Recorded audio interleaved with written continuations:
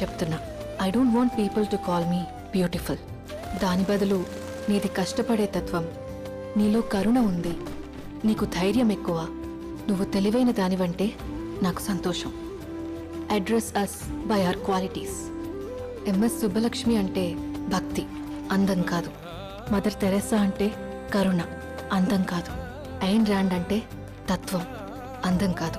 సరస్వతి అంటే విద్య, దుర్గా అంటే ధైర్యం, గౌరీ అంటే తపస్సు, లక్ష్మి అంటే శుభం. ఇలా ఏ దేవతనైనా ఆమె క్వాలిటీస్ కోసమే పూజిస్తారు, ఆమె అందం కోసం కాదు. నీ గుణాలే నీ సంతకమవుతాయి, నీ అందం కాదు. అందుకే ప్రపంచము మగాళ్ళలో కాదు, ఆడదే ఆడదాన్ని అందాన్ని దాటి చూసుకోగలగాలి.